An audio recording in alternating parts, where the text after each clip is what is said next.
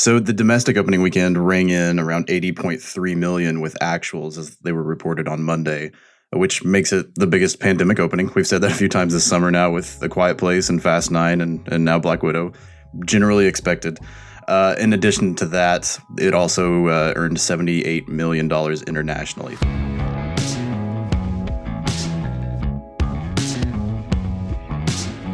This is the Box Office Podcast. I'm Russ Fischer, the editorial director of the Box Office Studios, and I am here with Daniel Loria, the editorial director of Box Office Pro, Rebecca Pahle, the deputy editor of Box Office Pro, and Shawn Robbins, the chief analyst at Box Office Pro. Today, we're going to talk about Black Widow, which enjoyed an opening weekend that inarguably stands as the biggest of the pandemic or, at this point, the post-pandemic era. But there are some big questions about some of the numbers that Disney has reported about Black Widow's opening. Remember that this was a hybrid theatrical and premium Disney Plus release, meaning that home viewers had to pay a $30 fee on top of their Disney subscription to watch the movie. So, Shawn, let's just jump right into it. What are the numbers that we know about Black Widow as far as its theatrical gross? So the domestic opening weekend rang in around 80.3 million with actuals as they were reported on Monday, which makes it the biggest pandemic opening. We've said that a few times this summer now with A Quiet Place and Fast 9 and now Black Widow. Generally expected. In addition to that, it also earned $78 million internationally. So globally, it took in just right around $159 million this weekend. So relatively speaking, under the circumstances, a pretty solid start all around by box office standards. That 80 million domestic, if I'm remembering correctly, Shawn, that was within your window of expectation, but it was on the low end. Is that correct? Right. Which is very interesting because when we saw the Thursday numbers come in a little over $13 million, which pushed Friday right under a $40 million opening day, it really actually suggested at the time this could hit 85 to 90, maybe even mid-90s. It's that Saturday drop that's actually really interesting to look at because it proved a little bit more front-loaded than most Marvel movies in July have. It dropped about 41%, which compared to the Ant-Man and the Wasp about 3 years ago and Spider-Man Homecoming 4 years ago, they each dropped around the 30%, 27 to 30% range. So that's something I think we'll have to look at going forward. And there are a lot of questions about why Black Widow dropped so much more than those two films, given the seemingly positive word of mouth so far. The two biggest movies of the year remain movies that are so far exclusive to theatrical, which are A Quiet Place Part 2 and F9, with A Quiet Place Part 2 only just coming to streaming availability literally today as we record this. Shawn, do you think there's any correlation between those really raw facts and Black Widow's hybrid release? I think to some extent. I mean, I think it's very clear that A Quiet Place and F9 and Black Widow, all three of these films, and I'll even include Godzilla vs. Kong back from the spring. These are the kinds of movies that people have been wanting to go back and see on the big screen. I mean, these are the popcorn summer movies we missed all of last year. But I think it says a lot that two of them so far and the two highest grossing are theatrically exclusive. Now, Black Widow will probably change that, even if it proves to be front loaded. I can't really see it. I won't say I can't see it. Who knows what can happen nowadays, but it seems unlikely that it won't eventually outgross both Quiet Place 2 and F9. It won't hit the typical Marvel numbers, though, and that's kind of the dichotomy of, I think, what everybody's looking at is, yes, this is a good opening, but it's not what you usually expect from Marvel, and what does that all mean? And there are a lot of ways to break that down, which I think we all probably have some opinions and thoughts on. Shawn, let's talk about those pre-sales for a little bit, because I think that's a really good point that you bring up. This is a data point that here at Box Office Pro for a number of years we've been looking at to really inform our weekend forecasting. We've seen it a couple of times already that the pre-sales have been very high, very positive for some titles, maybe influencing some higher forecasting on our end. But the final weekend actuals are coming in at the bottom end of that range that we put in our reporting. Now, how do you think the pandemic is impacting this consumer sentiment as it relates to the weight that we're placing on pre-sales into an opening weekend? I think it weighs a lot, and it really depends on the film, because in Black Widow's case, that opens on the lower end. We had a few films In the Heights just completely missed the range on that one. Peter Rabbit also on the low end, but then also films like F9 and A Quiet Place, we actually hit the high end. So this is really part of the learning process, and I think kind of the adaptation in terms of where sentiment is at right now, how pre-sales are evolving, because I think it's becoming clear one of the lasting trends created by the pandemic will be that pre-sales are probably more heavy towards those opening days. But in addition to that, some of these pre-sales haven't really kicked into high gear until the final days before release. And part of that can probably be chalked up to the fact that studios are not really marketing these for months on end like they typically are yet. So awareness is building later, but it's kicking in very quickly once it does kick in. It's really, and that's something I think they'll probably keep changing over the next few months, especially now that people are more aware of theaters being open and big movies coming out. So, pre-sale trends, unfortunately, it's hard to really see a reality where any data we're collecting over the past few months or this summer will be relevant in 6 months to a year.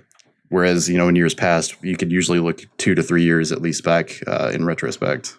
I mean, you have to compare the different strategies for Black Widow and say something like a Godzilla versus Kong too, whereas, Black Widow had that $30 premium price point if you wanted to go the streaming route, whereas with Godzilla versus Kong, you just had to have an HBO Max subscription.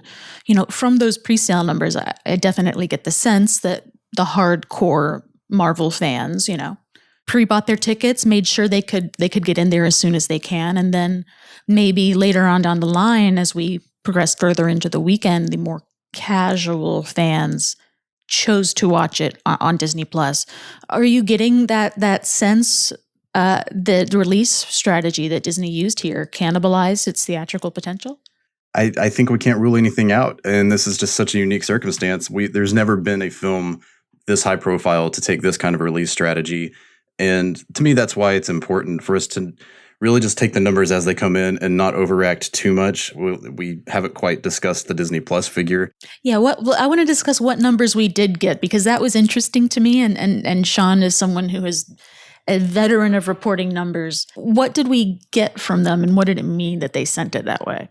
So the studio over the weekend, for the first time, reported premium access earnings of $60 million for Black Widow, which is a global figure, not necessarily broken out in domestic versus international terms like they usually do with box office. But the understanding is a vast majority of that $60 million came from domestic sales. But what that really tells us is essentially 2 million people in the world opted to buy this movie at home at $30 a piece. Now, that's not necessarily people, I should say households, which more likely translates to more like anywhere between 4 and 6 million people on assuming an average of a family of 4 to 5 maybe viewed this, which really gets into the interesting territory here, because now this is the first time a studio has ever reported earnings for a PVOD title.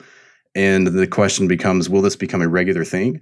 Or is this just a one-time situation where the studio is trying to, for lack of a better phrase, fluff up Black Widow's opening to make it look even better? Now, I don't understand, guys, to be completely honest, why the spin here.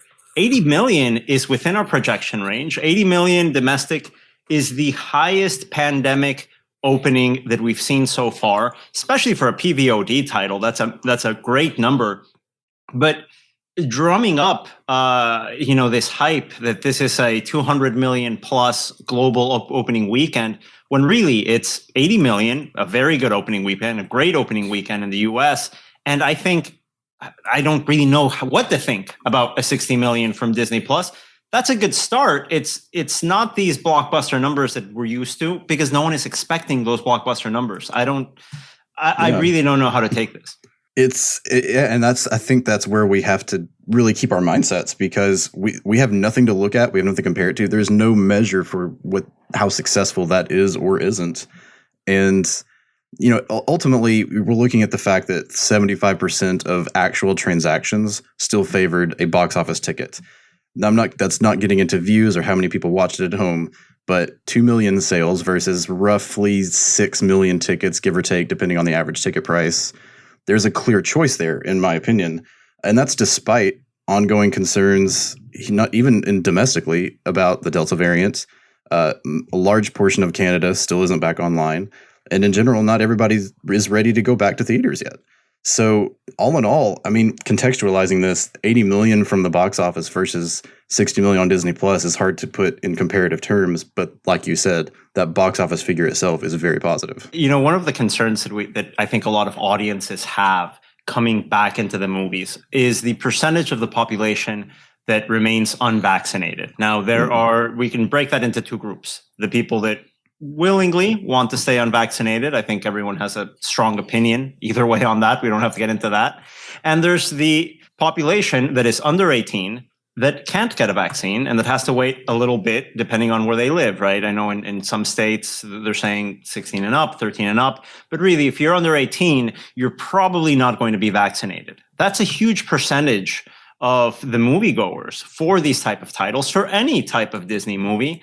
Looking at the demographic data that we did get from Sunday, we see that only 23% of moviegoers were under the age of 18 for the opening weekend of Black Widow. I think that's very revealing. And I think that's something that we can't really, throw and any blame for the PVOD release or for any other circumstance other than the pandemic. And you wonder how that's going to affect something like, say, a Jungle Cruise, which, obviously Dwayne Johnson has very wide appeal and they're marketing it towards a general audience. But the property does seem more, for lack of a better word, kiddie. And I think in the greater kind of, picture of this, there also may have just be a control or a desire for the studio to put into context this opening for the kind of movie it is, because this was a thriller, not really the kind of Marvel movie that usually brings out that kiddie audience. I mean, not to say that pretty much every Marvel movie is going to attract kids, but this was more akin to something like Winter Soldier. It wasn't a Spider-Man. So it was always going to be probably one of the quote unquote lower Marvel openers. And I don't know if that really factored into how Disney whether they did not or did expect, reporting to focus on that aspect of it, maybe not opening anywhere near the Captain Marvel level, which was 174 million 2 years ago. Nobody ever expected that, regardless of the pandemic. This was essentially a prequel movie about a character everyone who knows of the fate about. It's very different from anything Marvel had done yet.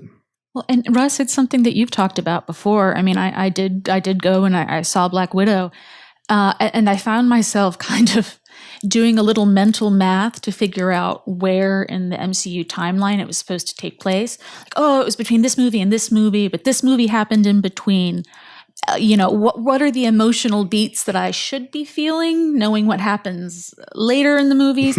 It just feels like, not necessarily that it should have come out earlier in the sense of that they should not have delayed it for COVID reasons. Like, obviously, we get it. That's what it is. But, this movie should have been made a few years ago, yes, I feel. Inarguably, yes. This movie should have been made prior to Infinity War and Endgame.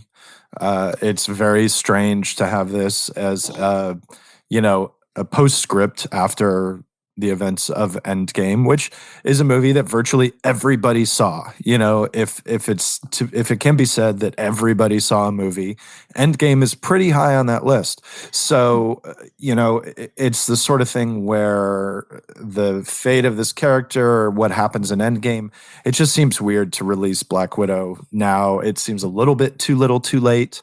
It feels like this character has been given a complete storyline already. So this feels like a side pot. And, I think that the points that in the grand spectrum of Marvel movies, even taken away from the context of the pandemic, it's very possible that Black Widow might not have been the highest grossing, may not have been in the highest tier of Marvel grossers, period. And that's not to take anything away from those who worked on the movie and the achievements, but I think it is very much a comment about Marvel's planning and, how they orchestrated this even prior to the pandemic. We talk about planning. It's obviously difficult to release a film during the pandemic, but don't make it harder on yourself when you're rescheduling a movie by putting it the same weekend as the European Cup soccer final in two of your biggest markets in Europe.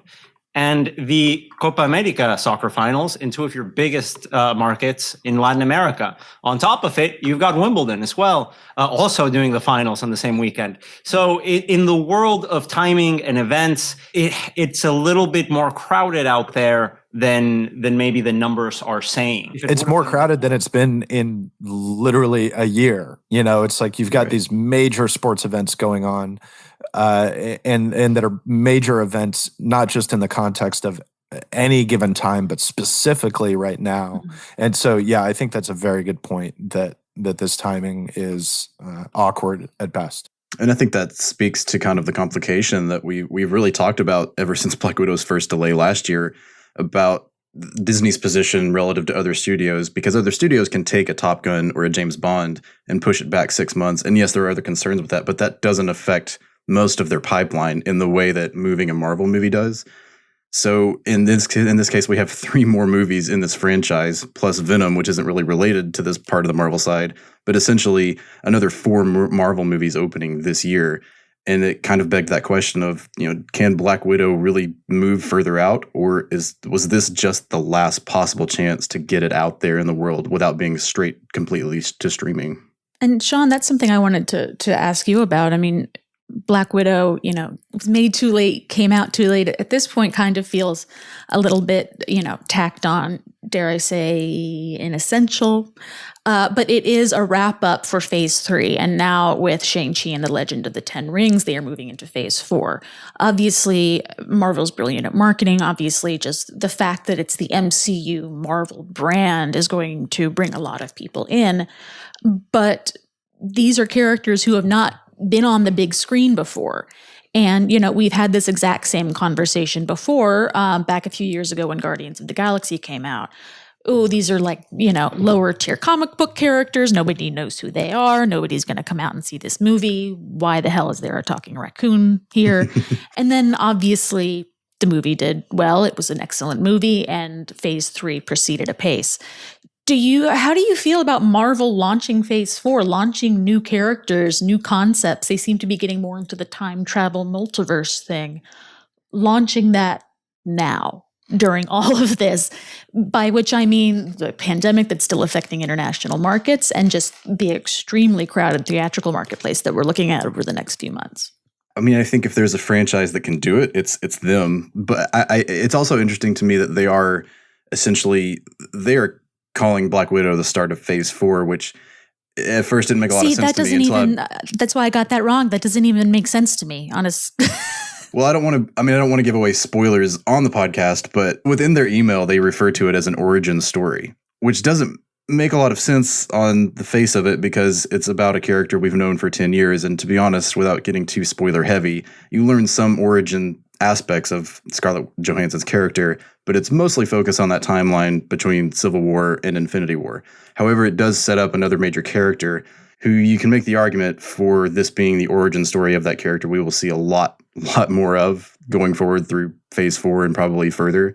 So it's almost like a hybrid in that sense. It's a closing of the phase 3 and the Black Widow character, but it's also that kickstart. And to your point, I think that's part of the brilliance of Marvel, because they can take these established characters and use them as launch pads for other characters and other franchises. And now the question is, does the timing work here? I really don't know if the pandemic will really curb those efforts drastically in terms of the appeal. If anything, I personally think the 2-year wait between Marvel movies might have actually ended up being some of an advantage, because where do you go after Endgame? Where do you go after what was at one time the biggest movie of all time, until Avatar passed it again? And then the pandemic hits, and suddenly people don't have Marvel content for the first time in a decade. But that changes with 3 streaming series that have done really well on Disney Plus, and now Black Widow is getting really, really positive reception and doing well at the box office. And I think once we get to the end of the year, we'll have Spider-Man probably come out and really be probably the best performer of the year, barring no further setbacks regarding the pandemic. So I think all in all, it's going to work to their advantage, but that's not to say there aren't new challenges here. I think too, the question of phase 3, phase 4, all that sort of thing is largely lost on the audience that Marvel needs to make these movies a success. Yeah. Agreed. It's great stuff for Kevin Feige to talk about in interviews, and if they do, a big shindig, and it's great stuff for blogs to write about. But beyond that, I think it's more or less completely besides the point. Now, Shawn, speaking of Shang-Chi, Disney has made a point to say that it will be an exclusively theatrical release when it comes out on September 3rd. Do you foresee maybe a reassessment of that from their end moving forward? They do seem to be proud of the Disney Plus numbers that Black Widow achieved, though granted, it's difficult to know really how those numbers stack up when we haven't gotten any similar data from other Disney Plus titles. But is that a possibility now, do you think? I do think it's a possibility, but maybe not exclusively because of the fact that they have put Black Widow's Disney Plus numbers out there. I think they're still looking at the global market, and they're still looking at a number of territories where they are not quite back up to the speed that even the United States is, or China, for that matter, has proven to be for the most part. So that will be the decision that I'm sure they're looking at. I would bet a lot of money that they're considering changing the plans for that, but I wouldn't make any bets on it actually happening or not yet, because a lot could change in the next month and a half. It could change for the better, or we could slide back if the Delta variant becomes a greater concern in countries that don't have an ample supply of vaccines. And so we're still at that point where, as much as we are domestically in that recovery phase, a lot of important markets for the theatrical industry aren't there yet, and that's going to be a big factor for Disney. And Shawn, you have noted in the past that when big decisions like these are announced, they tend to be about 6 weeks out from the release date. Right. So we're looking at 2, 3, 4. We're looking at late July, maybe. If we don't hear anything, we can start to breathe a little bit easy. Hopefully. I would anticipate if it doesn't happen immediately, they might wait to see how Jungle Cruise does on opening weekend, but that's just pure speculation on my part. The other thing is there is that investor call coming up. That tends to be the other place where big changes, big announcements are made. So I think if we get past that August 12th call with no big announcement, then we can probably rely on it remaining exclusively theatrical. Agreed. But I think we can all agree that the days leading up to that call will be a little bit uncertain and maybe even stressful as we wait to see what Disney wants to drop there. Thank you, Shawn, Rebecca, and Daniel, for all of your insights and for joining me once again. It is great to finally be able to talk about a movie like Black Widow, which we have been waiting for a long time. It's nice to get to the release of yet another one of those big pre-pandemic movies so that we can all kind of move forward. The Box Office Podcast is produced by recordeditpodcast.com and the Box Office Company. Thank you all for listening, and please join us again next week.